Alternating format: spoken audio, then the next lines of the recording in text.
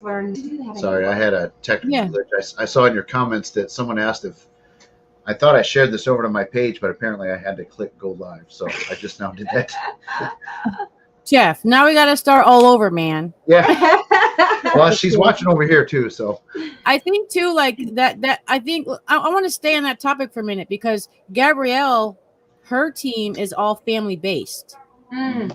So Gabrielle, to you, how do you deal with dark places? Do some of you go? Do you all go? Do you help each other and say, we can get through this? Is there a place, what's it like having your We, family support? we generally like to stick together just in case something happens, but sometimes our one or two of our team members decide to go on their own. But we can we please stop it? He's so cute. I love that cat. He's so affectionate. He loves everybody. He just wants attention all the time. Anyways, our team generally likes to stick together, but if we do go on our own, we have walkie-talkies now that we just got. So we'll talk on the walkie-talkie, be like, hey, are you okay? And if they don't answer, then obviously we're gonna go to them and find out like what happened. But yeah, we mostly stick together. Okay, that's good. I mean, yeah. me, I like to take off by myself. So do I. My team doesn't. I always tell people. Yeah, my don't team do it by doesn't like. yourself. Yeah, exactly. Like my team doesn't really like for me to do that because I like to push the envelope.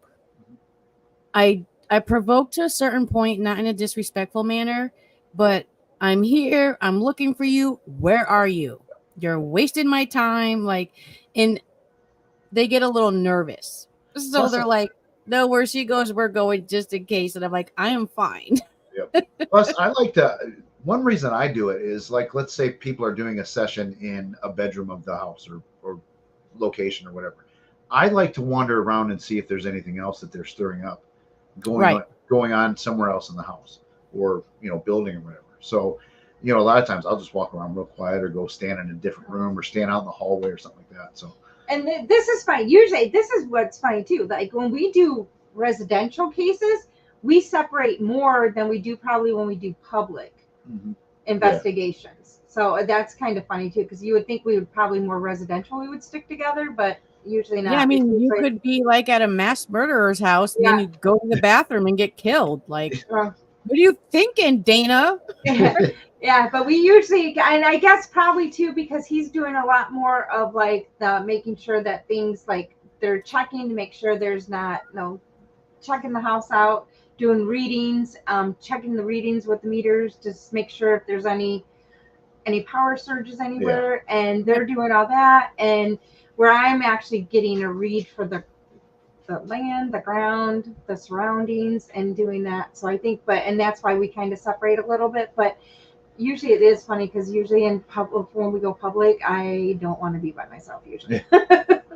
There you go. Right, Gabrielle, go girl with the next question. You can jump around. You're the question girl. Okay. No pressure, girl. No pressure. How do you balance your investigation? Let's try this one more time. How do you balance investigating historic sites with residential cases? Yeah, like I said, they're completely different. Like the bar for what I pass off to a homeowner of a house that's having, they're scared. So like I have to really, really capture something that's pretty. I don't ever really call things evidence because I don't think we've ever found evidence that ghosts exist. But like it can't be a mistaken EVP if I play an EVP for somebody. Like we have to know for sure that is a legit EVP. Whereas the like historical locations and things like that, the bar is still pretty high, but like I'll pull an app out sometimes or equipment that I won't use in someone's house because I will not use the spirit talker in a residential case and say spirit talker said this. You know what I mean? I can't do that to a person because it's so. But that being said, there's been times like with the Ovilus, which I hate that piece of equipment. but there was one time that we still bring it because we were investigating at a cemetery. We were standing in front of a gravestone and the family name was Story, and we were trying to communicate with the mother. And so the Ovilus, not the app, so it's not hooked up to the internet or anything, said mother and Story within about 60 seconds of each other. So like every once in a while, some of these things I think can be good, but it just, I'm very, very careful what I bring to a residential case. And a lot of times, honestly, the last thing we do is an actual investigation. No.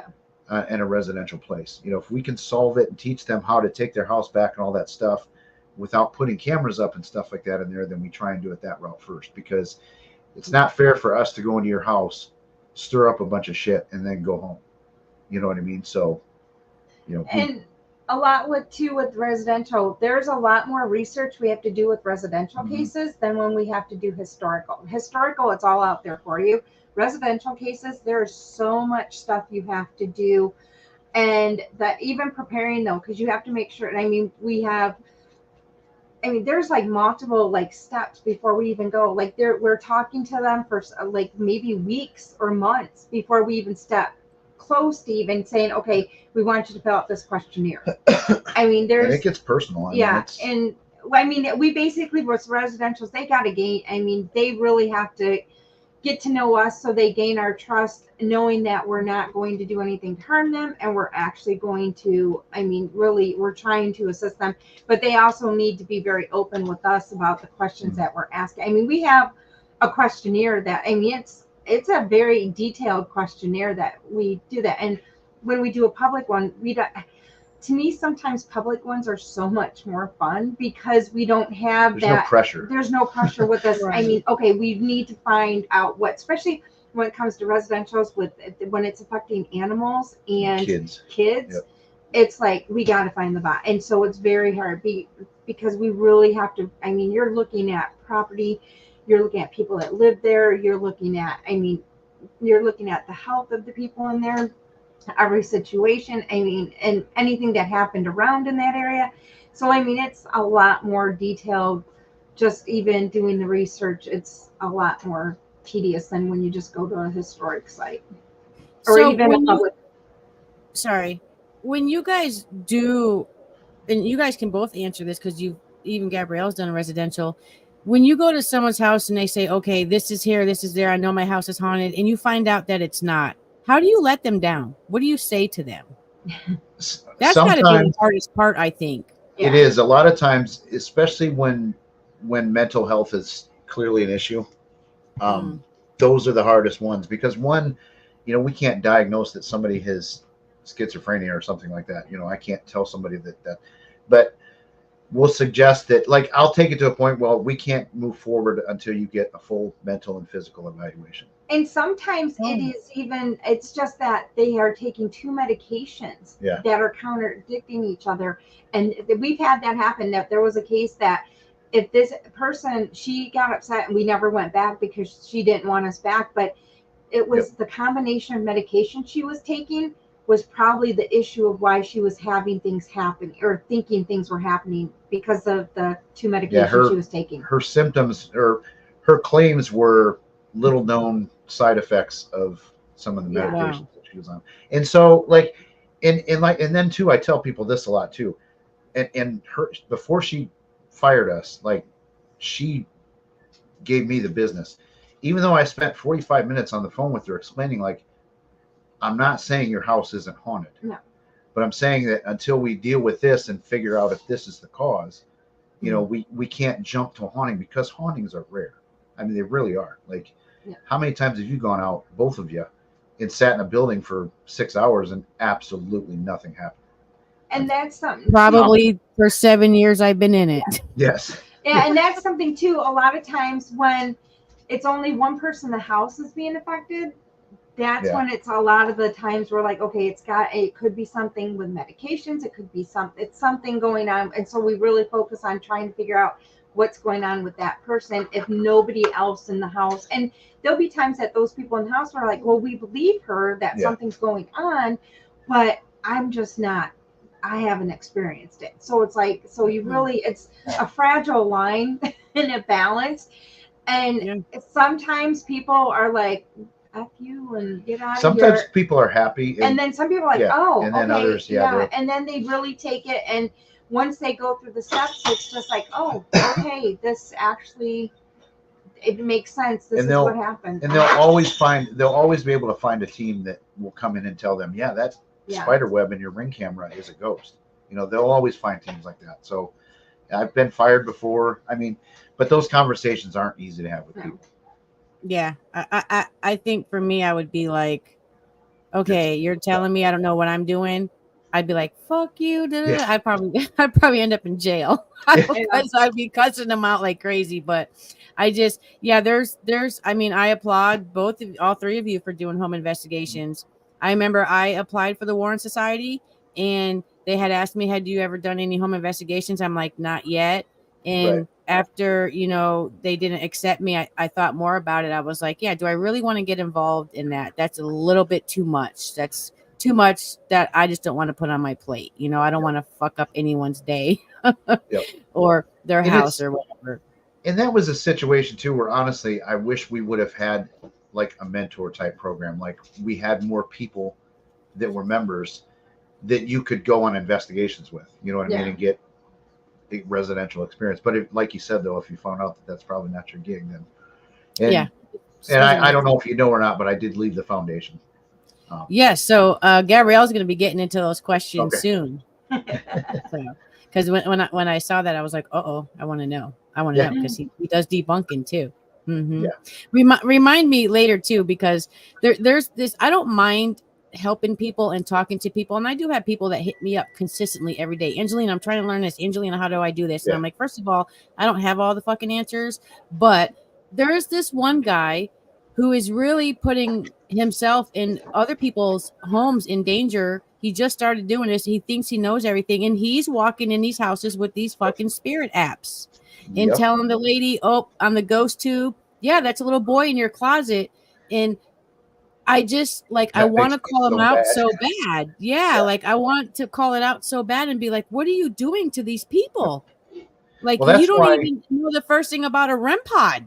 Yeah, that's why, like, so the channel that drives me like the maddest is Paranormal Nightmares TV, because they do know that the apps are bullshit, yet they go in to people's house, use them for 45 minutes of the hour investigation, put demon in the title, and then walk away. Like, you don't think that affects them that you just confirmed?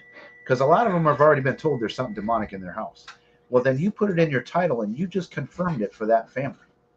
That is irresponsible, and that really, really makes me mad. Like, I have a big, pardon my French, but I have a big boner for that channel, because that's okay. I think the more I watch, the madder I get. And they go out and they do these, like, try and find missing persons and things like that. They'll go out with a spirit box and try and get answers, about missing persons, and it'll just go, and they'll go, oh yeah, it said yes. Like, come on, man. It so pisses me off. Yeah. Yeah. I've seen some of their videos and I'm just like, no, like, and like, I don't think if my team, if we were to ever do it, which we're not, I don't even if the owner allowed me to share it, I wouldn't. Right. I just wouldn't share it. Like, it's a little too personal, but sometimes it's good to know. Hi, Mike. Yeah. Sometimes I think it's okay if they really, now there's been times where I've been asked to share and I won't, because it's like, you don't know what's going to come down your way if I share your story. Right. But then others, like, they really want people to know that, hey, other people are going through the same shit that they went through. You know what I mean? So, like, I can see a couple scenarios. It would be rare, but I could see a couple times where I would put a client as a YouTube video. But it would,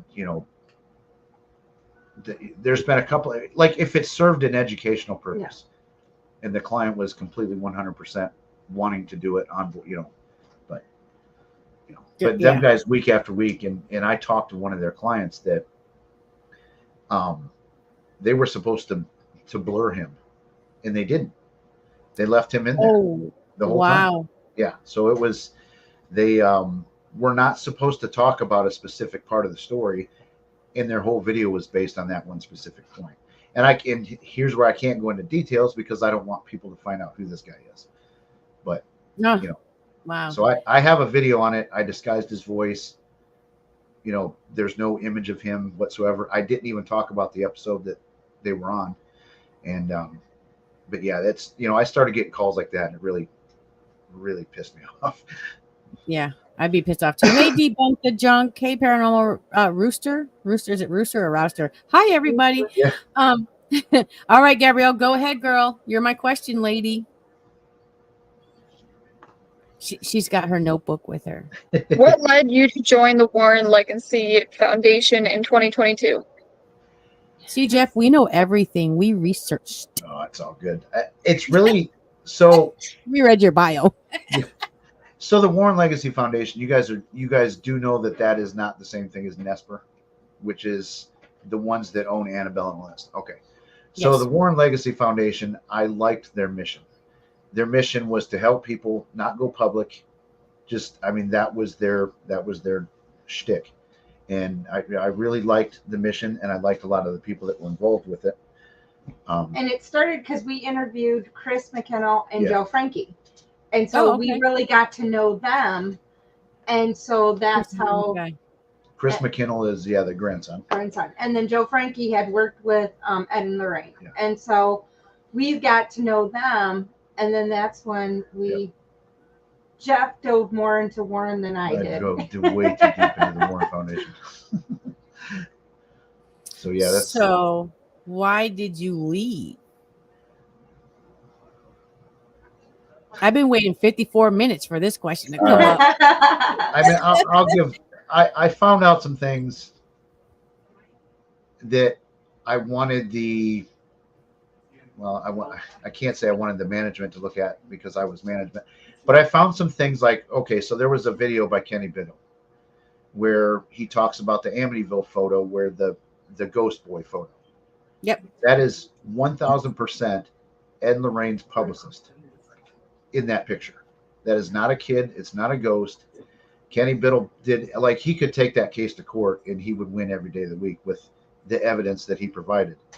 And Yeah, I wanted them to look at that, you guys, so there was one example. Another example was a lot of their cases that I thought, like The Conjuring 2 was based on, the Enfield in England. They were literally only there for a few hours. Because they got kicked out right away. They said nope. So that wasn't even their case. But yet it's a lot of people believe that was their case and they did it, and it by no means was. A lot of their other cases were the same way. They weren't involved very long, or I forget which one it was, but they were only involved for a couple hours because the owner caught them calling the press to get media coverage to their house, and the people didn't want it. So there was a lot of stuff like that. There was a lot of There was a lot of time. People would never know how much time it took to be to be in the management and to be a regional director. How much time it took, because not only sitting in just regional meetings, then you have to sit in other regional meetings, or you were asked to sit on interviews, or you were asked to sit on. And at one point, literally, I was like, I get 1 day a week. 1 day a week. Because we literally, we laugh now because we do tend to do our own things, but in the same house, not in the same room, but in the same house. But at that point, every time I came, he was continuously, because there were so many cases going on, and having to be a part of almost every single one of them. He literally was working a full-time job during the day. He would come home and he'd be every day 10-15 hours doing Warren stuff, just because there's so much casework going on. Not 10-15 hours a day doing that, but it was from the time I got home from work till midnight. But sometimes he would come home early for work to get stuff done. So it was just a lot. And I am consuming life.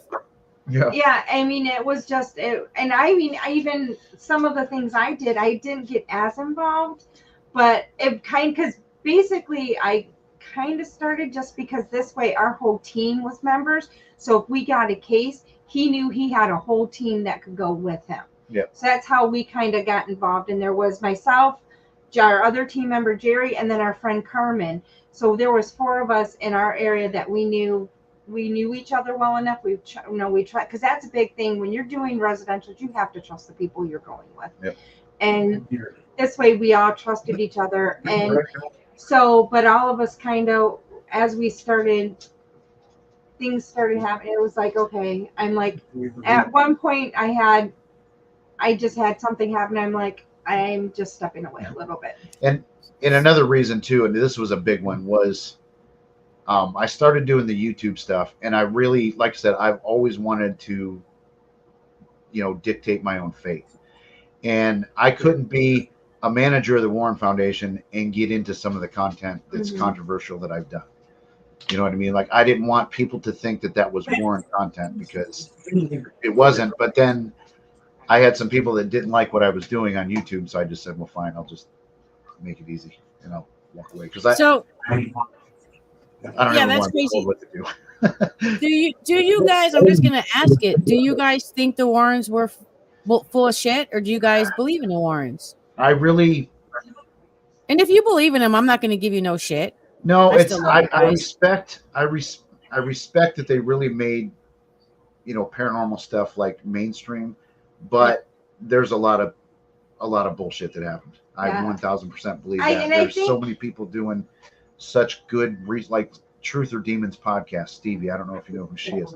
She's done fantastic research on the Warrens, and and being in the foundation, I heard some stuff that that I can't talk about, but I was disappointed. Yeah, I think too, though, when Ed and Lorraine started, I think they were very helpful, because they were coming on things that had never been explored before.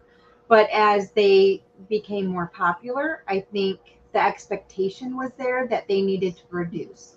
Well, sometimes you probably see it with even YouTube channels. Like, I think some of these guys start out really good, but then they get that bug where, like, people like them.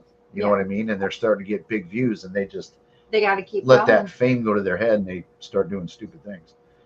But I think, so Lorraine, I think she was always genuine and wanted to always help. She wanted to be there to help people. And that's why the foundation had kind of came up, because she really wanted to help people, but didn't want it to be the public side of it. Everything just be private and with the residentials. I know, because I grew up, you guys know I live in New England, and you grew up hearing about the Warrens just like you do the Conjuring House and some other stuff. And, being a kid and being Catholic, I wasn't really into ghost hunting, but I enjoyed watching them when they were on TV. It was like, wow. And then when I got into the paranormal, I was like, wow. And then I was like, oh, I can join this foundation. Wow. Yeah. And then I did I think my interview was almost 2 hours. Father Taurus was on it. 2 other people, I forget. And I'm thinking, yeah, I did good. I did really good. I've been working hard for this. And then I get, the email saying, you're not ready yet. And I thought to myself, that's some bullshit. And I got really upset, I was upset. And then I thought to myself, like, why wouldn't they accept you? Well, I kept talking about how I love to debunk, and I get fixated on it sometimes until I can figure it out. And I think in my crazy mind, maybe they didn't want me because I debunked too much and I would have cut out some shit. So that's what I think. we really debated with the decision on, because I was involved in making that, and it really was I was gonna say, weren't you one of my interviewers? Yeah, that was my region. But it really was because you hadn't done residential. But we did have conversations, like, you were the type that, like, we didn't want to get rid of, but it's like, how can we get them experience so that they can join? You know what I mean? It was we debated a lot, and it wasn't like she sucks, or it had nothing to do with that. Okay. It was all because you didn't have residential experience. But we really wish that you, like, if you would have lived closer to Joe Frankie or something like that, you would have been in, because then you could have gone with him. But Right. where were you living at the time? I was in Illinois at the time. That's right. So you were So like you're way out there closer, by yeah. yourself. Yeah. Like honestly, I was probably the closest person. And if we're 5 hours from Chicago. So, it's we can't just have you come and do an investigation. It's just not feasible because it's a too long of a drive. So yeah, so, and it was hard too. Like I was just kidding about, maybe they thought I was going to debunk everything they did, but it was hard too, because we even tried to reach out to other teams locally to do residentials, and then we couldn't find any. And then I'm told myself, maybe this is just something that is not going to be for us. Maybe residentials is just not our thing. And I just stay out of that. So, but it was a good interview. I did have fun. It's probably the most nervous time of my life. But see, Gabrielle, everybody gets nervous. And then when what's his face came on is when I really started shitting my pants. I can't even say. Joe No, Chris was okay. I think it was Joe. Oh yeah. It probably was It was Joe. probably Joe. Because he came with the hard hitting yes, questions. I remember that. And I was like, bitch, yes. what? In my head. Joe, I remember this now. So Joe sat there quiet the entire interview. And we were like, Joe, do you got any questions? Nope. He came hard. Then about 25 minutes in, he goes, okay, let me ask you something. What are you going to do if something picks you up and throws you 15 feet across the hallway? And I just went, oh, shit. I was like, figure it out. Yeah. And try not to be scared. Yep. I remember that now. That was like it wasn't funny. It was very, very uneasy as soon as I heard him say that. But I knew at some point something was going to come like that, because that's Joe. But if you know the guy, he's the biggest teddy bear in the world. Like, he is super nice guy. But he just, he wants to know, because that's happened to him, and you saw him. He's a big dude. Yeah, he's a big dude. Yeah, so he's like, so what are you going to do if it happens to you? And that's a standard question to like everybody. He does ask. Whenever he meets somebody, he's like, what would you do? And he gives a scenario, and you're like, okay. But he does it so intimidating. It's like, oh yeah, yep. Yeah. Because like I said, he sat there so quiet, and then for 25 minutes, let me ask you this. Almost like gangster, Yeah. Yeah. My heart was like, what the hell? Like overdrive nervous. But I cried after that. I did, after you guys called me and said, not right now, get some experience. And I'm like, well, I'll be in Massachusetts soon. Watch. And I'll be at the lectures. But go ahead, Gabrielle. I know we got some more questions before we got to let go that we want to know. What kind of content can viewers expect from your YouTube channel? Well, we just investigated a chicken barbecue. Barbecue. No, we do a variety. So literally the last video before the one I put out today, we did a serious interview with a real exorcist, because there's a lot of fake exorcists out there, people running around and don't know what they're doing and call themselves exorcists and whatever. And then so we go from that to a paranormal barbecue investigation, and you'll have to watch it to understand it. Gabrielle's an exorcist. Oh, are you? Or she needs it. Yeah. She's a priest. She's a nun. Well, I'm the Pope. Yeah. Totally. I got ordained, and if these guys can call themselves whatever they want, why can't I? Why start out as a priest? I'm going straight to the top. I'm the Pope. Oh God, that's funny. That's hilarious. But yeah, we do some reaction stuff, debunking stuff. So I mean, it's from week to week, you don't know what you're going to get. And sometimes you guys, Mountain and Karen come out occasionally. So yeah, you guys need to definitely, in the chat, you need to go to their page and watch their stuff, because they do a lot of funny parodies too. So. Yeah, watch 2 or 3 though, because you don't want to watch one and be like, this guy sucks. You gotta watch, and there are a variety of things. And sometimes the more, like, if you watch one thing, then one of the other ones might make more sense. Because if you're watching them, especially some of the parody things we do, because that you might catch it from another. We've got a couple characters that we've invented. Yeah. Go ahead, Gabriella. Go ahead, Gabriella. And Gabriella, you're doing an amazing job. I'm trying my best. You're doing good. You're good. Can you share a story from a recent investigation that stands out to you? Let me think on that. I gotta go let Boo Yeah, in. she's got to let Boo in. Let me think. Thank you, Mama Llama, Okay. for the $4.99. Thank you. It's pretty difficult because, like I said, most of the time you go out and nothing happens. But I'm trying to think. So You see, you're doing good. You stumped them. yeah, you did stump me. That's how good you're doing, girl. I'm trying to think exciting, like I got pushed down the stairs, but that's never happened. So I mean, I can't. There was one where we did get an opportunity, and this wasn't super recent, but we did get an opportunity to investigate a house for 72 hours. It was all ours. We had cameras everywhere. Well, you did. Yeah. Well, me and Harold, that guy we talked about earlier, microphones everywhere, so everything was under surveillance. 24 hours a day for those 3 days. I had some really, really weird shit happening there. Like once I was walking up the stairway and something ran up behind me, and I felt like, how when someone passes you real fast, you feel like the breeze. Like I heard the footsteps, and so I started going up the steps quick, and then something like, ran right beside me. Wow. That house, you'd be sitting in there, and like a sonic boom would go off, and it's like, what? Mm-hmm. Like someone dropped a bowling ball from the attic to the first floor. Like, I mean, it was just, that was probably the most active location I've ever been in. But it took, we've gone to that house too before and spent nights where absolutely nothing happened. Like that investigation's been going on for about 10 years.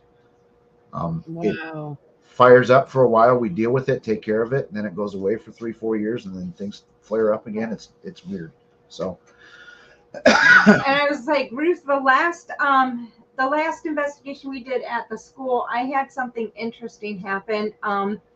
Because Rooster actually was part of that. I actually came in as a medium for this investigation, and so I knew nothing about the property, but I actually we went to a certain room and I felt some things. And Rooster could after we were done, we're packing up. Rooster validated some of those things, but it's kind of a private situation, so we can't really talk about it, and it's not my story to tell. Yep. I just validated some things for Rooster, and then he was able to pass along what I had validated for them. Yeah, Rooster was asked not to talk about it. Yeah, like on a YouTube video or something like that. But I wish we could, and I hope someday he's able to tell the story. I mean, because to me that was kind of a boost, because I'm still kind of skittish about really doing. When I going and really, I still get a little skittish on it, but that helped me to validate. Okay, so I'm doing the right thing when I do this, and it helped and he validated. Like I had no clue, and when he told me everything that I had said, he was telling me about what I had said. I'm just like that. I still get goosebumps because I wish I would have known, because maybe I could have found out more. And I could have pushed myself differently, but it's okay because some of the things I did was enough to validate. And he was a little skeptical, I think, of mediums. And I think that helped him a little bit to be like, oh, okay, there might be a little bit to this. So, and not all mediums are fake and phony, and a lot of them are.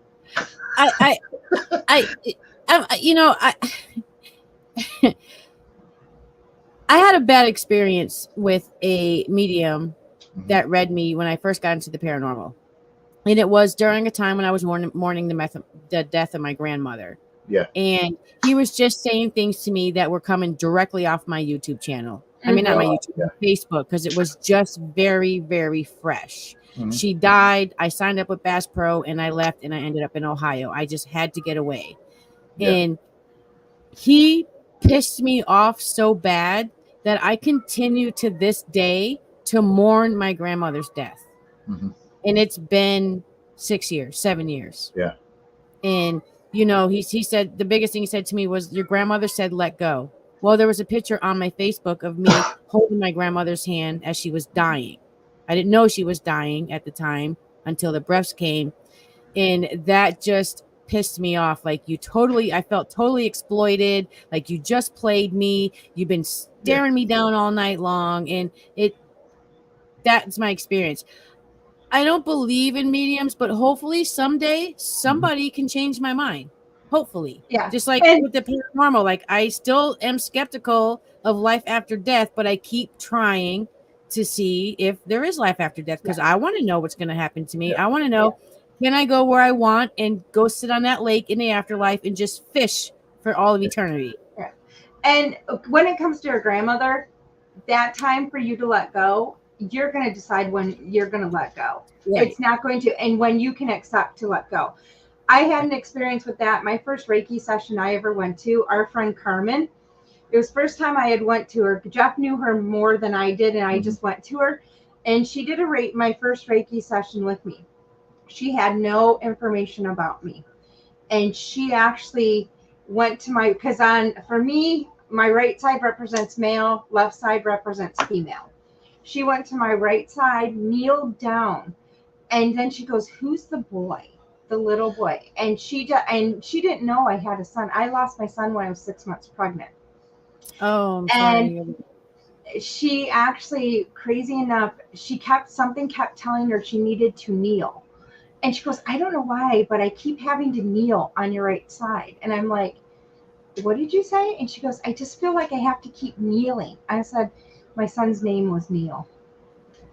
And so shit. right there, the two of us had a connection right away with it. And there's a lot of times. So I was very skeptical of mediums too, but a lot of the ones that I know will never tell you that they're a medium. Nope. Most of the time, unless they really feel compelled to tell you something, they won't say it. You know, like if they get a reading or something like that. A lot of them are really quiet and they don't go and do booths at Paracons and things like that. Yeah. Like they're We're charging $300. right. Yeah. The good ones that I know, they're really low key about it. Like they're not, and they've said stuff that like, okay, I don't know how the hell you know that.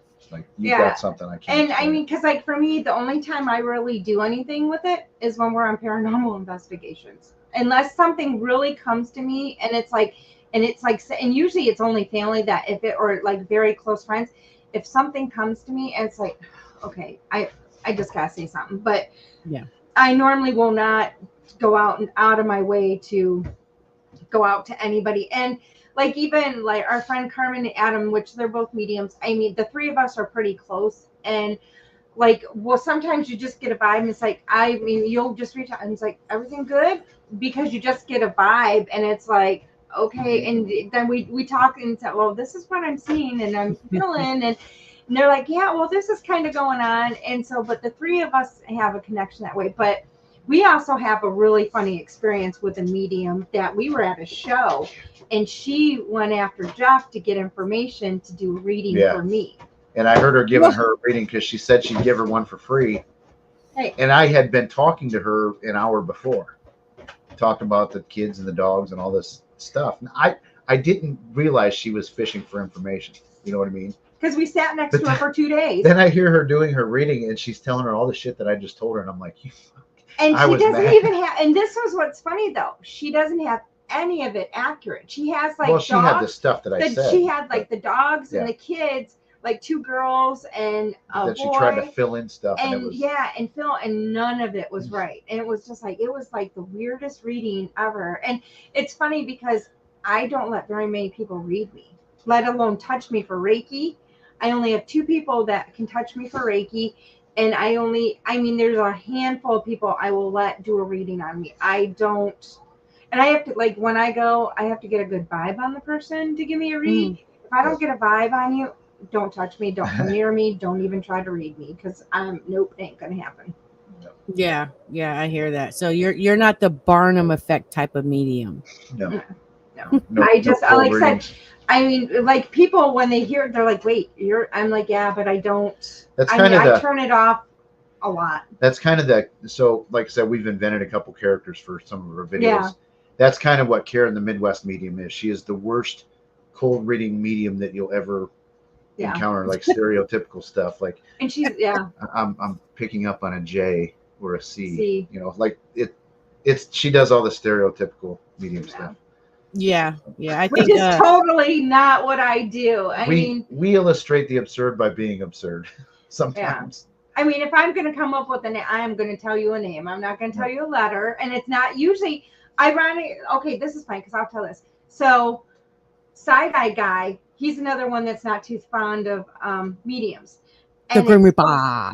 Yes, and it's funny because Jeff and him were talking, and Jeff found out his real name, and I said, I thought it was going to be that letter, and he goes, wait, can you pick up my middle name or my last name?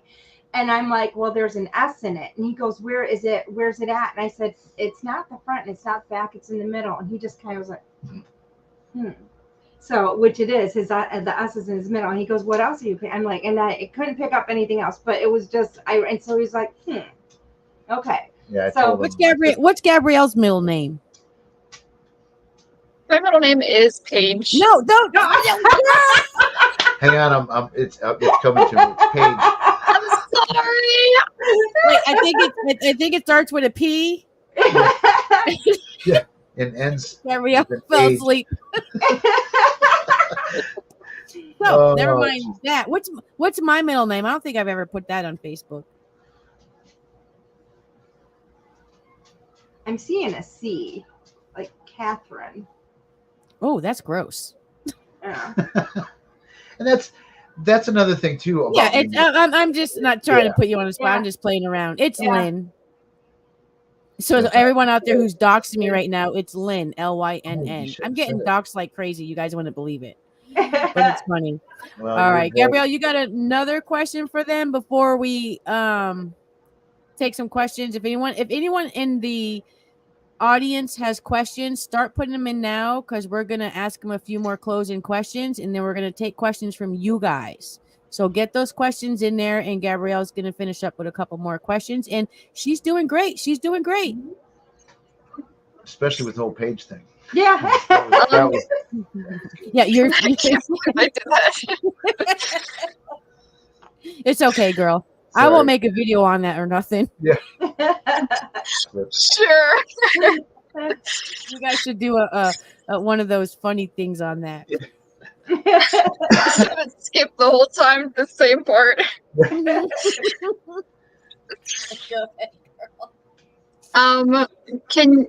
What are some common misconceptions about paranormal investigations that you'd like to address?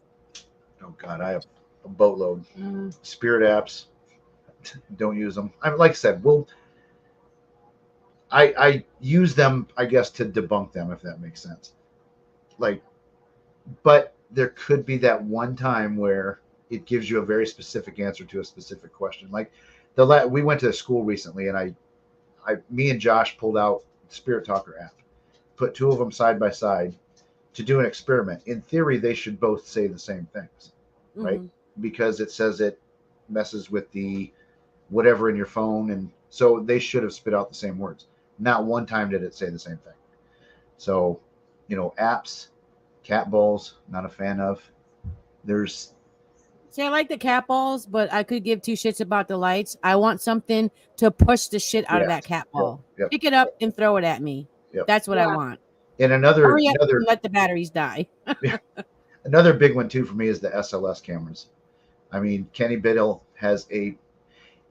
If you doubt equipment, go. Kenny Biddle's probably taking it apart, showing you exactly how it works. But the SLS camera, under no circumstances will that ever work in a paranormal investigation. I mean, they're just, especially the mobile ones. As soon as you move it, it recalibrates. Like it's just. So a lot of it is. Are you supposed to leave an SLS staying still? You're not supposed to walk around with it, right? You're supposed to leave it still in an empty room. Right. It's a 10-foot by 10-foot empty space with no chairs, nothing. That's what the manufacturer says to do. Plus, it's designed to pick up things with mass. A ghost doesn't have mass. You know what I mean? So it's not picking up ghosts. Gotcha. It was cool. It was cool in the movie though. That Paranormal Activity movie. Yeah, it was pretty cool. I'll get. Yeah, that was. I saw that. Yep. Go ahead, Gabby, Paige, Gabriella Paige. Now people are doxing her. I hate my middle name. Do not. I don't know why. I just don't like it for some reason. What are your future plans for Boo Productions Paranormal? Oh, we're not quitting residential, but I'm definitely being in the foundation burn me out on residential cases. But if something comes along locally and stuff like that, like we'll definitely take it on. But I want to do a lot more debunking. I want to do a lot more ghost hunting. Yeah. Things that like where a family's not scared out of their mind to be living in their own house. Like, I mean, that Right. gets to you after a while. So, we're actually going to be going to Europe. We were going to go Yeah. this fall, but we're not. We're going to probably wait till spring, but we're going to be going to Europe. we'll definitely And do some paranormal do stuff. some over there. paranormal stuff. Probably, I think we're going to do Scotland. Can we go? Can we Yeah. go? Because my daughter actually Yeah. lives in Germany, so it kind of helps that we have somebody in Right. Germany, and so we're going to visit her for a little bit and my grandfur baby, and then we're going to hit some different countries. But Scotland, I know we have a couple people that we met through Warren Foundation that are like, hey, let's set you guys up with some meet and greet. Because a lot of people on our page are from the UK. So they were like, hey, if you guys come, we'd like to meet you guys. So Yep. they're like, would you guys be willing to do a meet and greet if we set it up? And we're like, yeah. That and I guess I just want to throw this in there real quick. So I don't want people to think that I'm totally shitting on the Warren Foundation because there's a Right. lot of good people still in there. And I've made a lot of very, very good friends being in there. And also too, like I've got people that are in there, like I don't know stuff about like Native American spirits. But there's people in the foundation that are experts, you know, I don't want to say experts, but they have a lot of knowledge about A lot of knowledge, yeah. So I can call that person and say, And hey, UFOs. yeah, there's UFO people in there. I mean, there's any topic niche thing in the paranormal stuff that people may encounter. There's somebody in there that, is really Do proficient. they have scientists in the foundation? No. Oh, I made you think. Yeah. I was trying to think you- if there was, but no, I wish they did. Yeah. And I wish they had doctors. I was gonna say, do you think they should? I mean, Yes. I've thought Yep. about, can I find a scientist to be on my team? Yeah. Can I find a photographer? Can I find people that can expertly look at the pictures that we're looking at where we think we see something, but it's pareidolia and it's, Yep. so there are photographers. I always wondered that if they had a scientist. Yeah, no, there's photographers, but so one thing that we were talking about before I quit was we did want to start reaching out to people that could give two shits about ghost hunting, but they're a medical doctor that would be a member so that we can talk about the cases with, or a psychiatrist or scientists, things like that, because that's all useful to have in your, paranormal toolbox, people that have that kind of knowledge. So yeah, I wish they did have more people like that. But you would think that they would. Mhm. I think that would be a big help and make things more believable. Yeah. Yep. I like science and I don't know, but go ahead, Gabrielle. Go ahead.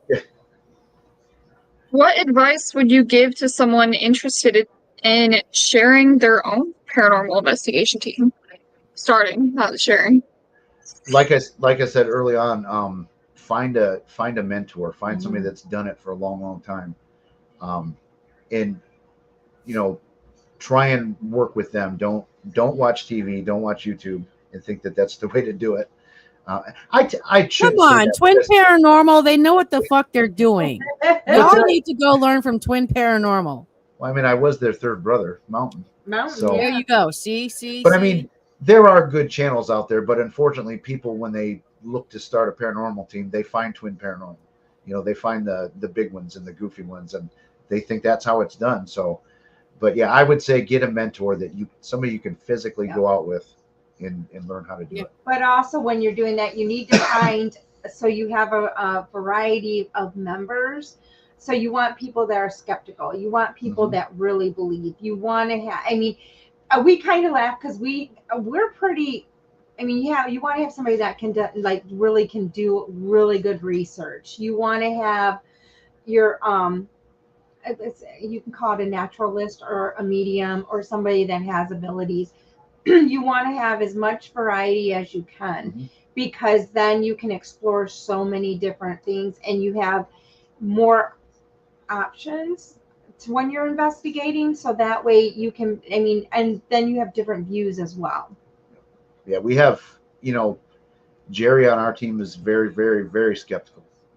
I'm very skeptical.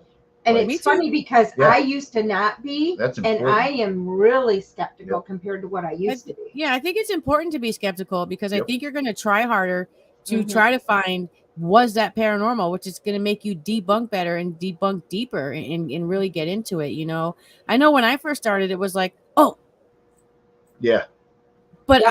I had the rare fortune that people get to learn about all this in an actual haunted location. So I learned how to hone my skills. I learned every sound in that building, and here I am 2 months into it, and I'm like, no, ma'am, that's not what you heard. There's a shutter up there, and the air Yep. pipe, and the wind, and they're just looking at me like, will you Yep. shut the fuck up? And Will it, you stop debunking? And I didn't even know what the word debunked Yeah. mean then. I was like, what? Yep. Debunking what? That's But what I was it going to has say to is be done. It has to be done. a year and a half ago, I didn't know what a debunker was. I just thought that's what you do on a paranormal investigation. I never knew there was, a debunking community or debunking channels on YouTube. I never knew it till I think the first debunking channel I came across was last November. Like, I Yeah, didn't I think I didn't me know any of too that. was last year. I think Yep. I came across the Shape or Yep. Beardo, one of the two first, and then I didn't even know about Sam and Colby, all them fake people, until I got a phone call from my family about it. But Yep. yeah, I didn't even know there's a debunking community. No, I And just Yeah. thought it was part of investigating. Yeah, it's funny now because when we do have to- exactly. when we have to do Jeff, because I don't analyze a lot of the stuff we get, Jeff does. But it's funny because I will sit there and I'm like, I will tell it. He'll like, listen to this. I'm like, nah, this is this, and he's like, nah, because I'm certain. I mean, where before I'd be like, oh my gosh, yeah, it is that, and now it's like, not so much. So how I do you really- guys take that? So let me ask you guys a question, because with me and Christina being partners and being on the team, and she's a couple years behind me, she's good at investigating. She's really good. Yeah. She'll wear that real time for fucking days at a time. Yeah. Sometimes I gotta say, take it off, Yeah. But I forgot what I was gonna say. Oh, so there'll be times where she'll say, well, oh my God, I got this, or I heard that. And I'll have to explain it to her. And she's like, no.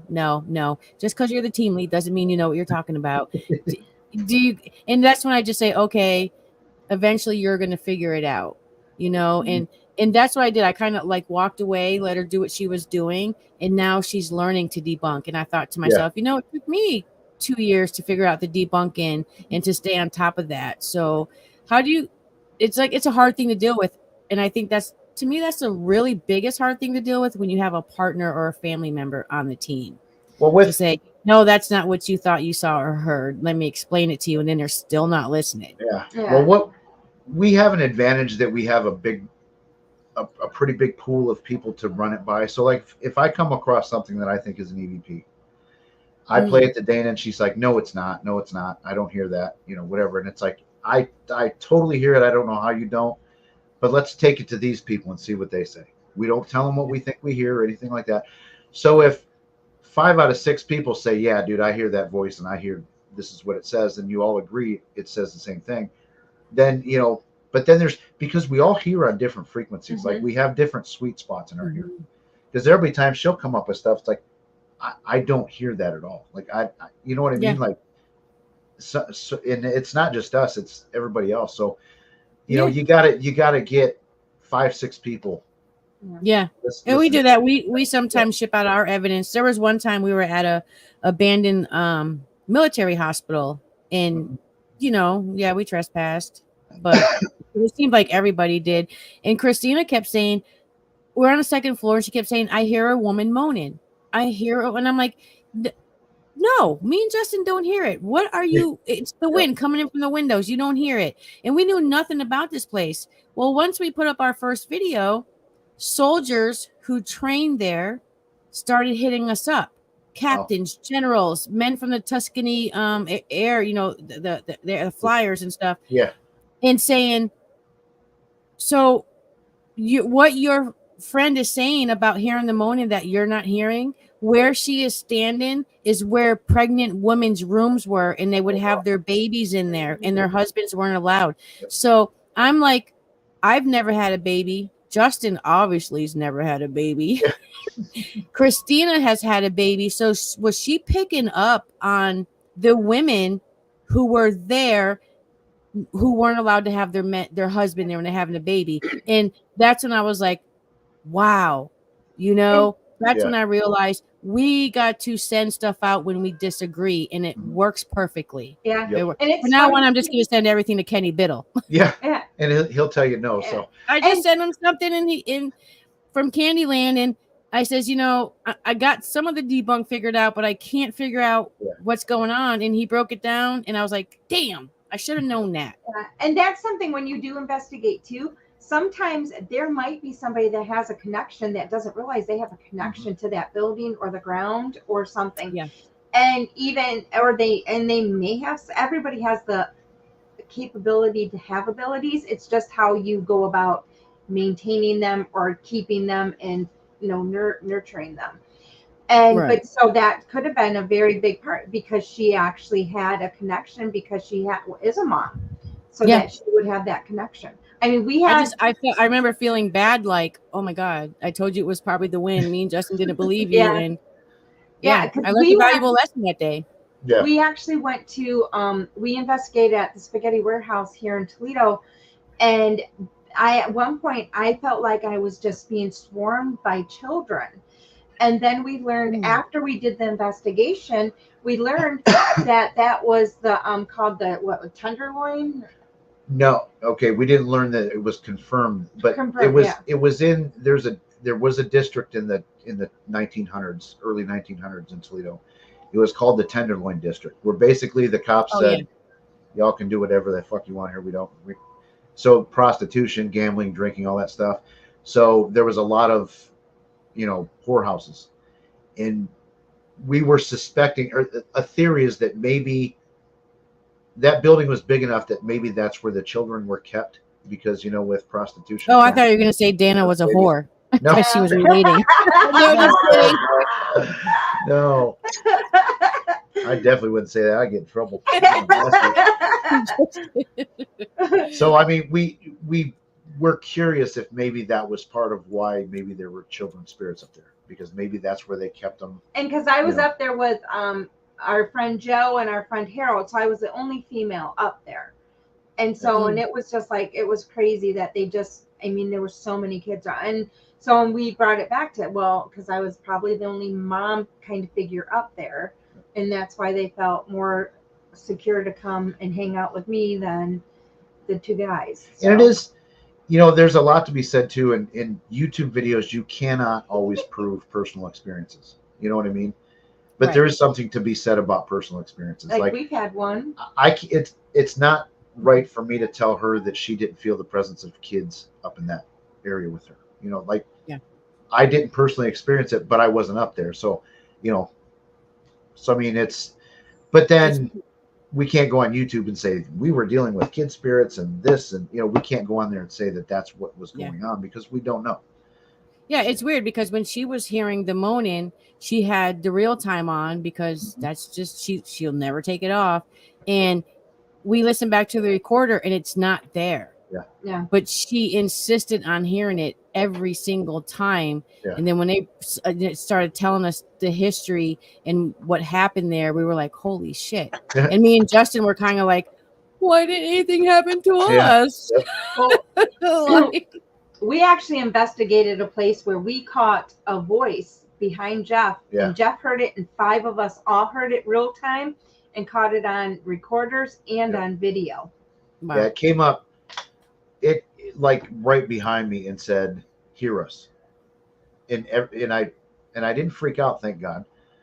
So I just calmly asked everybody in the room, you guys all heard that, right? And it wasn't another voice coming from in the building or outside or anything like that. Like, it was, it was right there. So wow. Stuff like that. It's like that. It taught me a valuable lesson. Like, okay, I was wrong.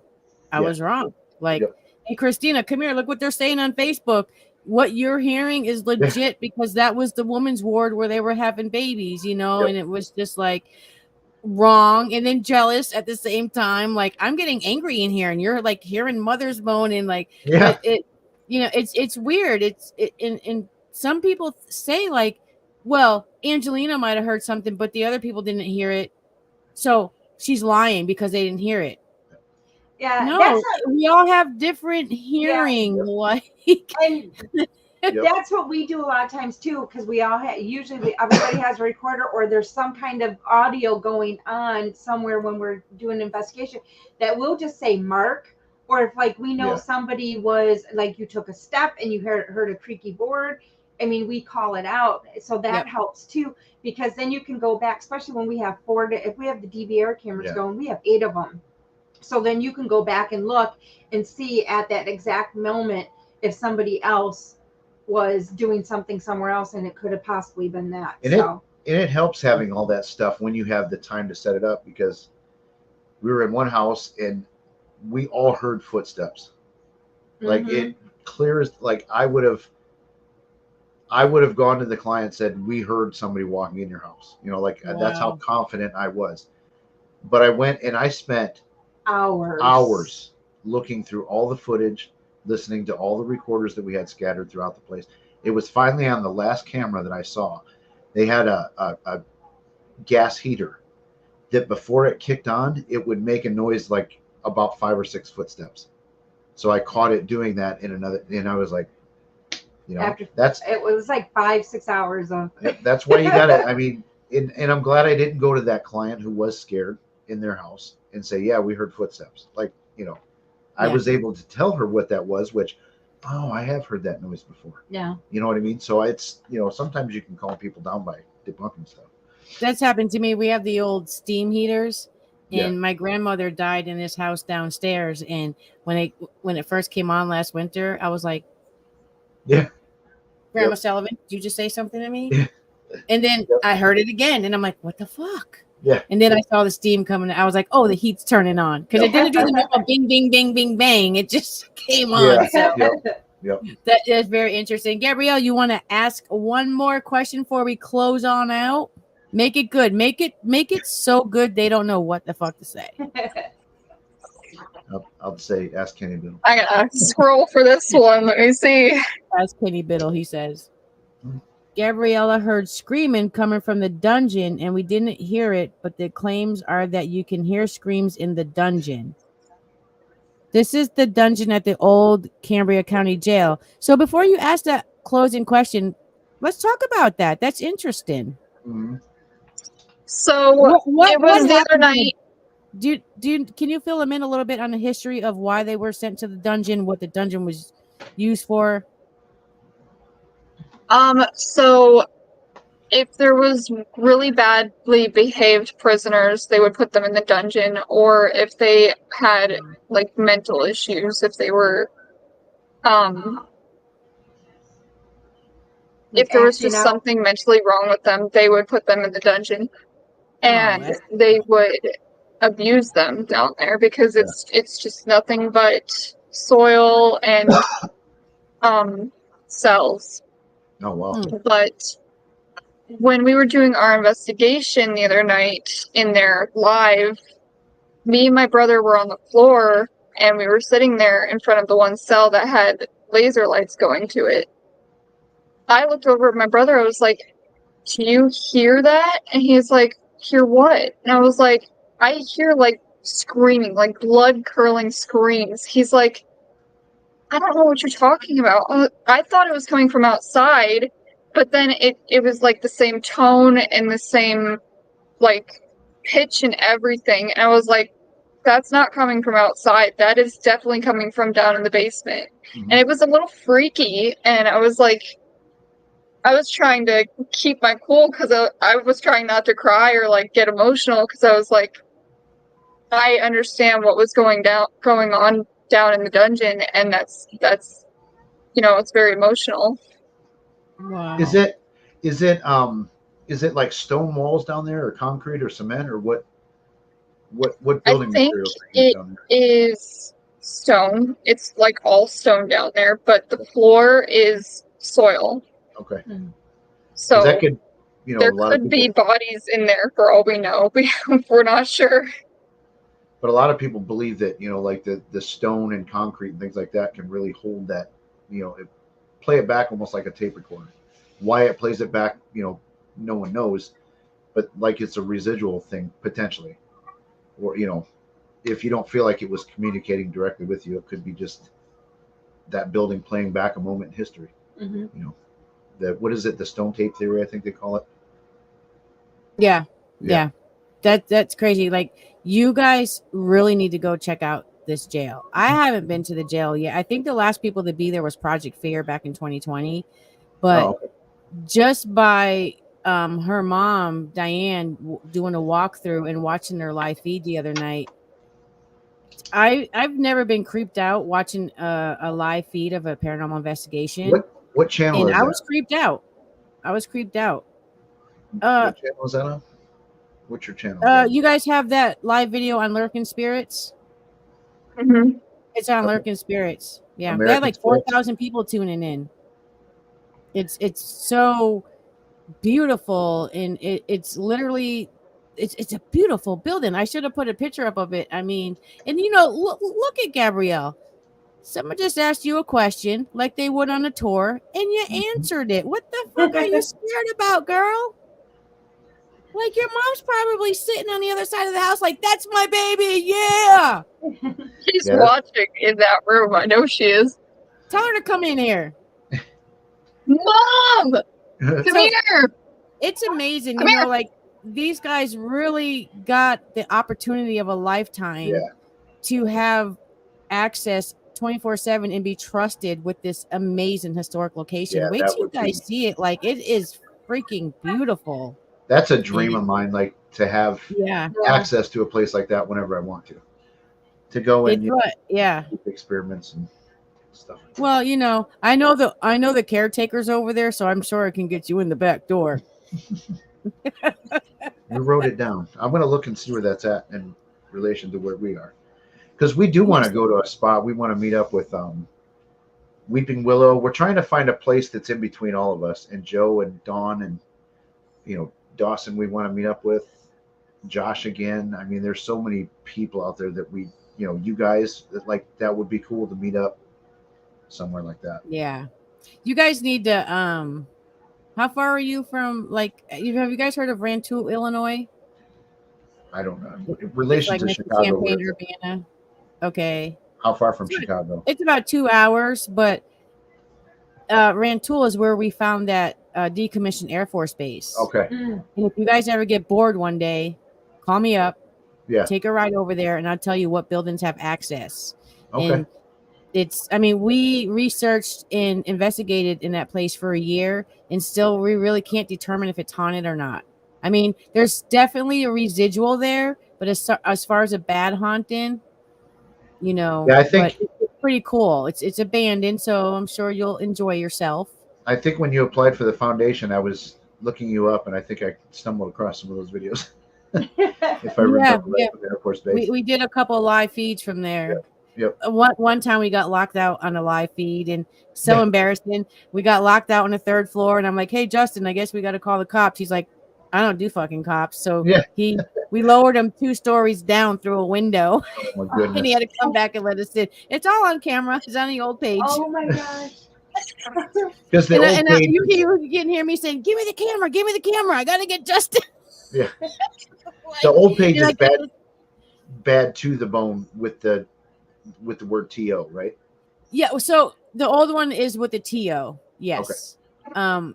We got locked out of that page because we switched phones, and then all of a sudden I couldn't put bad to the bone again, so I had to put the 2, and it's just resonated with everybody. So we've just changed it to bad and then the number 2. Yeah. But the old videos are still there. I was thinking about taking them off and sharing them over to the new one, but that's just too much work.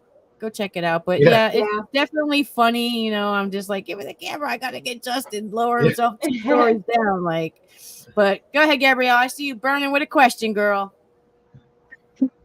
All right. So you describe yourself as a skeptical believer. Can you explain what that means to you? Oh, It means I really believe that there are spirits that we can communicate with. I just believe that most of the time people claim they're not. Or they're making a mistake, or you know what I mean? Like I said, when I first started out, and Angelina, you said the same thing, like everything was haunted in the beginning. Every noise you heard, what the hell, that was a ghost.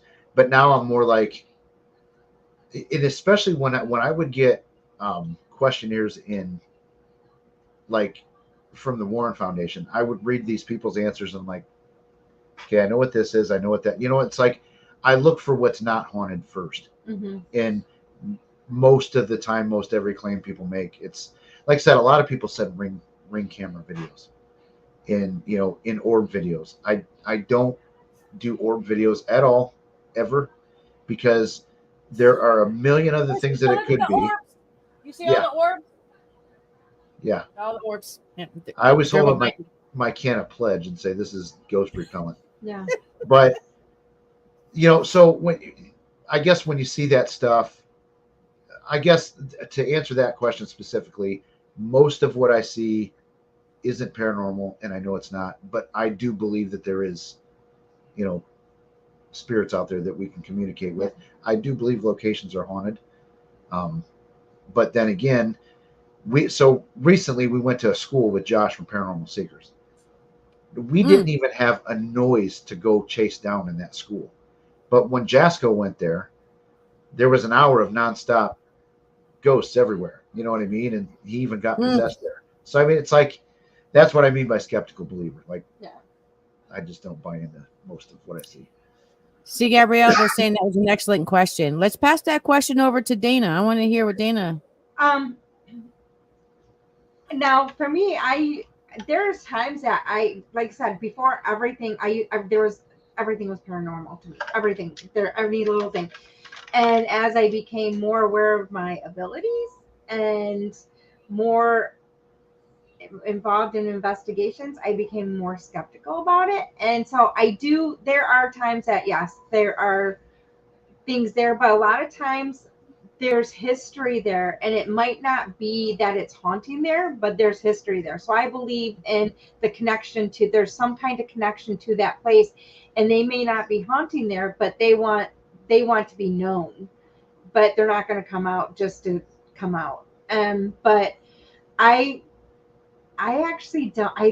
I question a lot anymore. Yeah. I really do. And even like with my mediumship, like I said, it's not something I do all the time. It's not an everyday thing. I turn it off often and leave it off often, just because sometimes I just don't want to deal with it because I can get bombarded. And it's mostly just like, it's not like things coming out. Like when I go ghost hunting, I want to ghost hunt. I want to get that noise. I want to make sure that noise is actually, and it's not something sitting in the back of my head too. But I use it when it's helpful and needed, but then I turn it off when I don't need to. So yeah, I think I'm very skeptical. I will debunk something till the end, even if you tell me, Angelina, you caught something. Nope. But I think it's good to be skeptical. And I think it makes you think harder, work harder, look at things differently. It just changes everything. I think if you go in without any skepticism and you believe everything is paranormal, there's going to be an issue. What the hell is that? Did you hear a beep? Yeah. It was our house. Yeah. It was a timer. Oh, okay. I'm making blueberry butter right now. And she's got to go stir it. Blueberry butter? Yeah. Hi, Anna Banana. Delicious. I think it looks like a jam. It's like apple butter, but blueberry. Yeah, like apple butter, but with blueberries. Oh, okay. Huh. We've never had it before, so. It sounds good. It does. That's crazy. Yep. Let's see. I noticed. So, you guys have any questions for our guests before we send them off? Do you have any more questions, Gabrielle, that you want to ask? No. Great job. I think I asked enough. So, Jeff, when can we expect your next debunk video? Okay, so I started working on one before I did the one that I just put out, but I'm going to do. I haven't found anything to debunk yet, but I watched. Matt Rife is a paranormal investigator too, and he goes out with Overnight a lot. So I'm doing a reaction video about that, but I add a twist to it, and I can't. I mean, so I figure if Matt Rife is going to try and be a ghost hunter like me, I'm going to do some stand-up comedy like he does. So there's some of that in the video too. That's why it's taking me longer to do this one. But that it's just I don't know how much paranormal content you watch on YouTube, but some of it I only is watch so, live feeds. It is like to watch an overnight video or a Sam and Colby video. It is so freaking hard to watch. Like, this thing is an hour and a half, and like I'm not going to make a 3-hour video about overnight. So I've got to find in that hour and a half, 15 to 20 minutes, maybe 30 at the most worth of stuff to react to or debunk or whatever. And I can't even help them. It's so hard. I can't even help them because I watch about 5 minutes. I'm like, I can't. I can't, and I just have to walk. It's hard. It's hard. It's I'll like, say this: I can't watch overnight on their own. That is such to me a horrible channel. But with Matt Rife, it wasn't what I thought it was going to be. I thought he was going to be a disrespectful little asshole throughout the whole thing. He was actually like, you could tell the guy is just, he's a stand-up comedian that wants to ghost hunt. And, so he's bought into some of this goofy equipment that, like the apps and things like that. But I don't judge him so hard for that because he's being taught by overnight. You know what I mean? It's like, right. Yeah. So I'm going to put in the video, and I know he'll never see it, but I'll challenge him to come out with us sometime just to say, hey, you want to do a real investigation and see what a real one is like. It's not going to be as much fun as going out with overnight, but come out with us. It's going to be the truth. Yeah.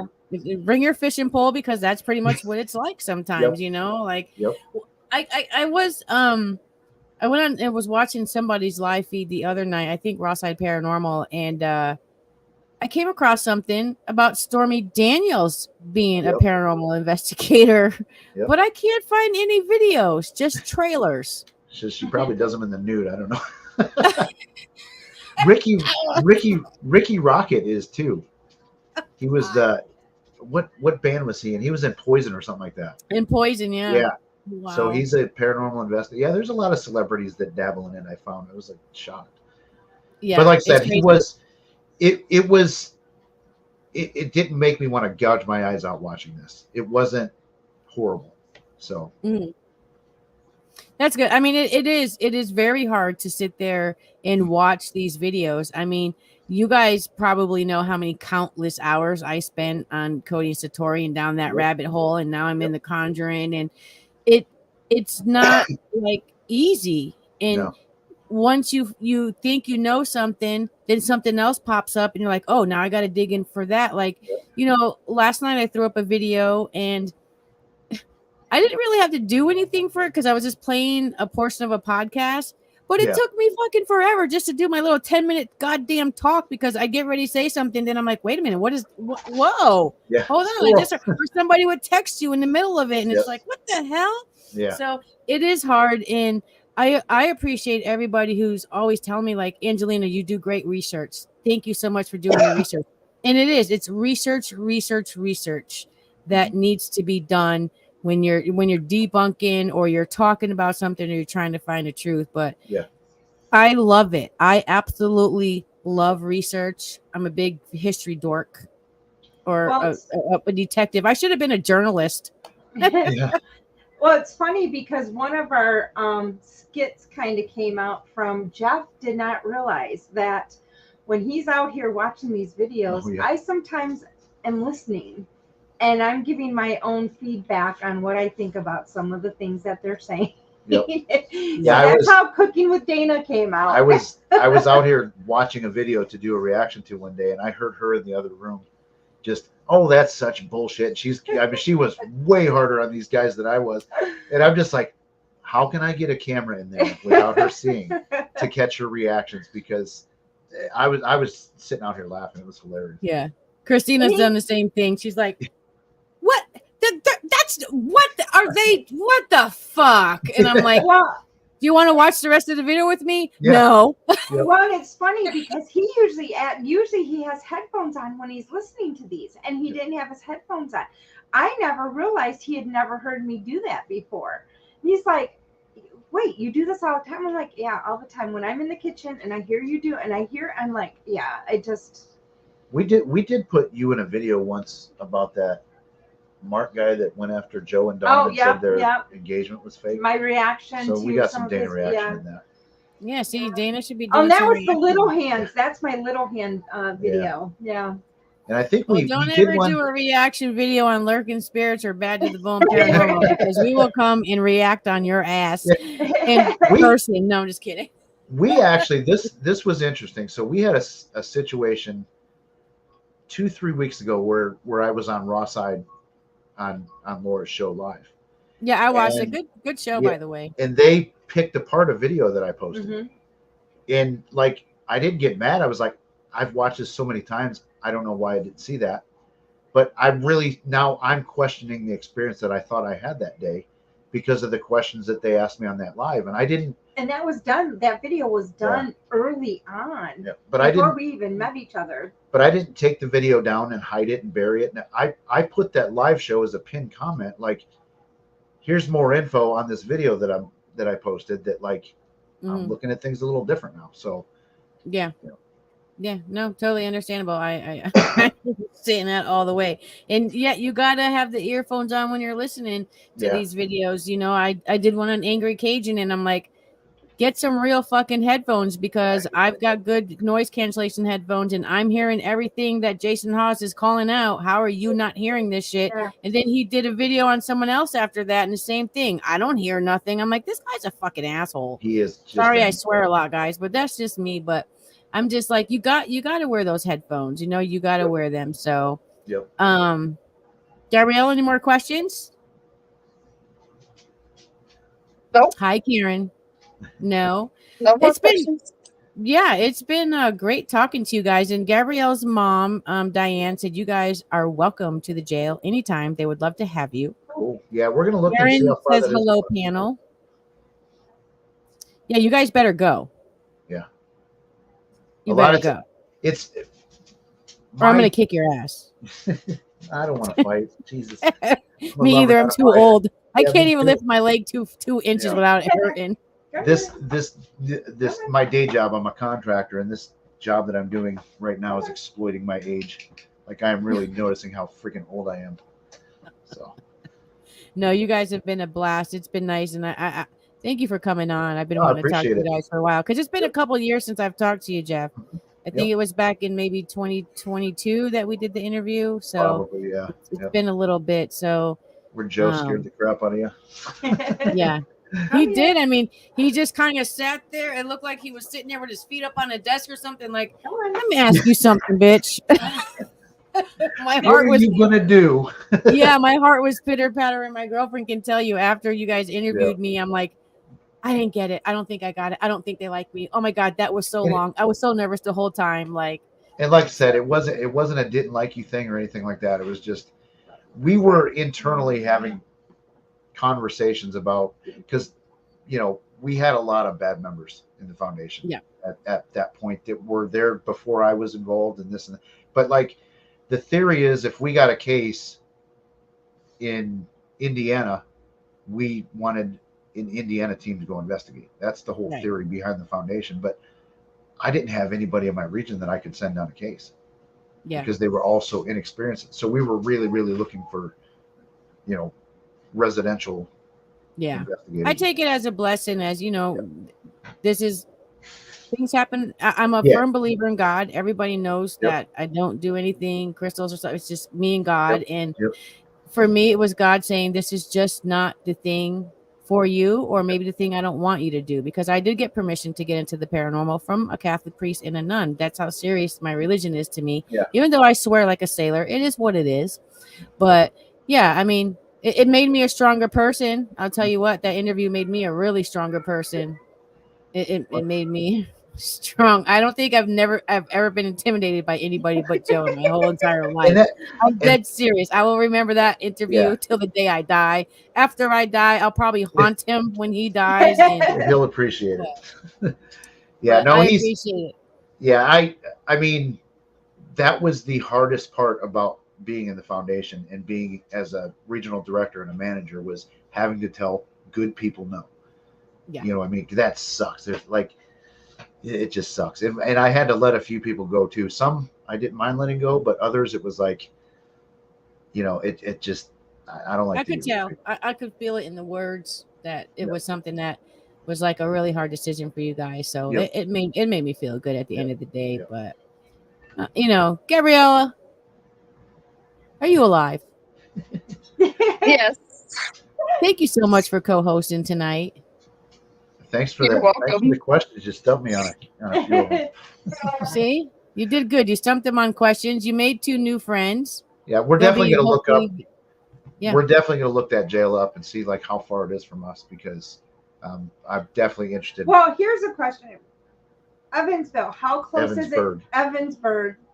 How close is it to the Ohio line? Oh, it's pretty far. Let me see. I'll do some research real quick. I know you guys are like 6 hours from us. I think, babe, how far are we from the Ohio line? You don't remember? 2.5 hours. So it would be about Okay. 4 hours for us. At least, yeah. Yeah, about 4.5 hours then. Yeah, we're I definitely going to look said into that. That's not bad. And I believe that you guys are going to be doing some kind of possible packages for 2 nights to investigate for 2 nights. You don't see too many places doing that, having 2-night packages. So that'd be. That's what it takes. A lot of times, going into a place for 4 or 5 hours, you gotta visit these places more often. I mean, for a longer time. Hey, so. who knows? Maybe we can all meet up there and investigate together. That'd be fun. I mean, I can't wait to investigate with you. I think it's going to be a great time. But I do want to thank you guys for being on the show. We ran really over time, but that's okay. 2 hours, it is what it is. Shit fucking happens. Who cares? You guys are awesome. Keep up the reaction and the debunking videos, but mostly keep up those parody videos because they're fucking funny. Yeah, they're go watch hilarious. Go watch the chickens. newest one. Yes, I am. I'm gonna take a little break and then I'm gonna go live because a lot of people have some questions about some videos that I've been putting out and stuff like that. Or maybe I'll do it tomorrow. I don't know. Maybe I'll just make the announcement here. So before I let you guys go, keep you guys here. I put up a video last night of a woman talking about her experience in the venture of the Conjuring House when Corey first bought it. Yeah. I watched that today. I spoke with Corey today. A very nice guy. We had a great conversation. Total New Englander. Great guy. And I specifically didn't put my opinions in the video because I didn't know the other side yet. This is why I left it open to the public. I didn't want to put my opinions in. And after talking to him today, and then, telling myself, I haven't talked to the other person yet, which I have since then. She's reached out. I decided for myself, and I want everyone out here to know this. No, Corey didn't strong arm me or threaten me. I decided for myself to take down the video because I don't know the other party's thoughts or what they're going through on it. And this is why I didn't put in my opinion. Corey did not ask me to take it down. He told me, you don't have to take it down. It's okay. But that's why it's down. It's unlisted and it'll stay like that. And I did talk to the other party and she wasn't upset that I put it up or anything like that. So that's what happened. I don't want anyone to think because he worked at the Conjuring House that he's strong arming me.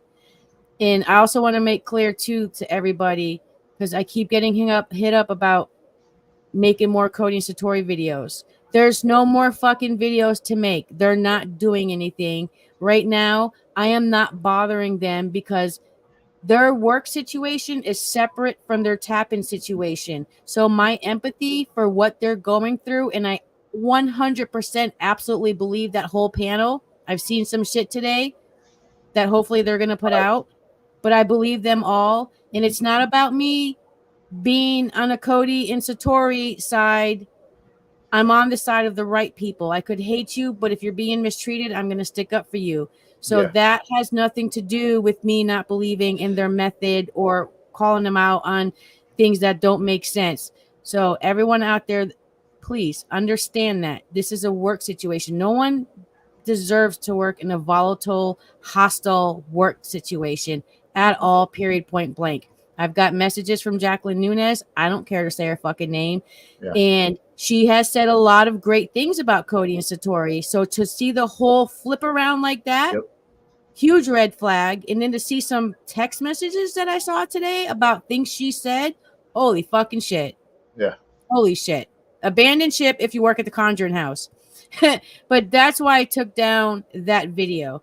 For me, the videos that I put up, YouTube, it's not about the money. It's about getting information out there. If it was about the money, I would be putting videos out all day long. Yeah. I'd be on live all day, every day. It's not about that. So I just wanted to let everybody know that Corey did not strong arm me and ask me to take the video down. I did it out of my own due diligence in what was right to do. Neither one of them asked me to take it down. One thing that, so I guess the fact that Corey was on that show with Jason Friday night spoke to me, at least, that the credibility of what was being discussed, because Joe Vitale kind of really speaks highly of Corey and his wife. Yep. And really, like, they're credible people. So the fact that they were on that show, it's like, okay, I really believe, and just, you know, the vibe I got too, and reading the Conjuring House post, it's like, that really does sound like it was a bad place to work. And she was, you know, and I can understand, like, I can understand some of the things they're saying, and they might not have said some of the things on the live last night, but I talked to a few people today, which blew my mind that, you know, these 3 people called me, and I had to relate myself to when I lived and worked at Post Town Elementary. And I had to call the caretaker out 6 years ago, and I had my recorder and I recorded everything, so he couldn't keep making lies about me, and I wasn't understanding, why are you talking about me? But it all boiled down to the fact that my fanship gained, whatever everyone calls it, follower base went up high. So I was getting 20,000-30,000 people in my lives, and then his dropped down because people got used to seeing my face, and then it just caused this big thing, and there was hate, and he was talking bad behind my back.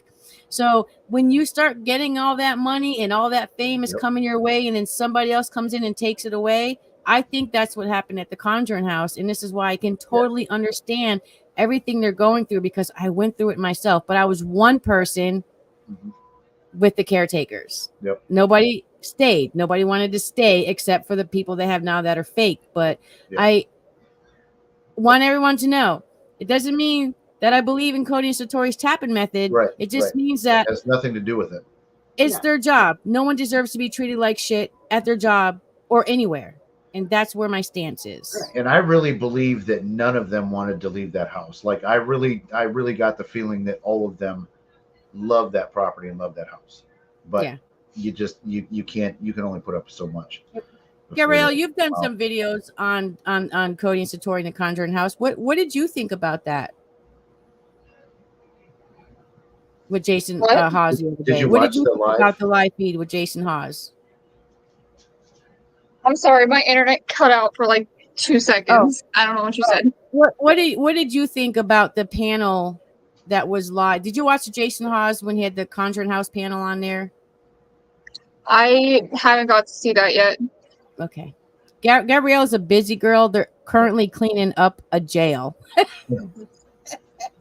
Well, you need to watch it, and then, you know. But do you feel, Gabrielle, that should be separated from the Cody and Satori saga? It's a work-related thing, not a paranormal thing. So I know I'm probably going to get some hate for it, and some people might say some stuff, but I am who I am. I'm honest. I'm true. And that's one thing too that let me just. I stand behind them. One more point I'd like to make too is just one thing that does baffle me about the paranormal YouTube community is that, like, why can't you, Angelina, have 2 separate opinions on 2 things that have nothing to do with each other? Why is it you hate Cody and Satori all the time, everything they say, or we don't like you? Why is it always like that? Because because what you're saying is right. I too, the toe tapping thing is 100% fake, but that doesn't mean I'm not going to stick up for you when you're treated like shit by your boss. Like, you can separate the two. I don't understand why people get that way. And it's pretty prevalent in the paranormal community that if you talk to this person, you shouldn't be talking to them, and if you do, I hate your guts. And it's like, oh my god, Yeah. what? I mean, And this is why I hold myself, and people talk shit too about Angelina. I put up a comment, why aren't you letting it through? Well, it's my YouTube channel. Yeah. I'm responsible at the end of the day for the shit that gets put through. So I hold all my comments. Mhm. And I'm not sitting there checking them every 2 seconds to put someone's comment through. I hold them so that I'm held responsible for the hate messages if they get put through. If they don't get put through, because I don't allow them to get put through, Yep. but it's like, it's weird. It's hard, but I guess that's part of being on social media. You put yourself out there, you got to expect things to happen. So, but Yep. again, I'm going to let everyone know this has nothing to do with the toe tapping. I completely stand behind everyone at the Conjuring House. I've been in their shoes before. I get it. I understand. I get it. So that's all I got to say. I will not be staying on live after this because I got to piss really bad. But I want to thank you guys for coming on. It's been great. I'll probably have you guys on again. I'm thinking about doing an open chat, like maybe every other week or something. Gabrielle, you've been great. You need to conquer your fears and get those tours done when you get to the jail, and you're gonna be fine. You know, when I started doing tours at Post Town, I walked around with a piece of paper and I read right off that piece of paper and then pointed when I needed to point. Yeah. So you do what you got to do. I think people will have more respect. Say, oh, she's reading the paper, so she knows her facts. She's giving us. I bring notes to investigations. If you watch us at World's Largest Ghost Hunt, I got it. We all got notepads, and we're like, okay, what are we doing? Yep. So and so, are you? You know, like, you're gonna do good, girl. You're gonna do really good, and you got to gain a whole new audience tonight, and you're gonna be fine. You're gonna be fine. I know when Jeff goes there, he wants a tour from you. Yes. Him and Dana want a tour from you. I will turn around and go home if I don't get one. Yep, I will ask for a refund. I'll be like, give me my goddamn money back. Right. So, but all right, guys, it's been great. I'm not gonna let you go and then do an ending and all that stuff. So, if anyone has anything they want to say before we end, go ahead and say it now. Gabriella, where can we find you? What's going on? You can find me on Lurking Spirits Paranormal on YouTube, or on Real Talk with Diane and Gabriella on YouTube. They have a really good talk show. They just sit back, chill out, relax, and I like the little Gabriella opens up with facts about different things and not pertaining to the paranormal. Is pretty cool. So, Jeff and Dana, where can we find you? What can we expect? What do you need from the viewers? I need them to go watch my latest video with an open mind that chickens can indeed be haunted. And but no, we're on Boom Productions Paranormal Toledo. We're on TikTok, YouTube, and Facebook, and Instagram, I think. Yes. But it's all under that name. Perfect. And someone did ask, Dana, do you do readings? Okay, so for tarot readings, I do mine differently. Okay. Like, I do mine differently than most people do. Like, most people follow, and like certain things represent certain things. When I have somebody pull cards, I look at the card, and the things that are on the card is what I read from.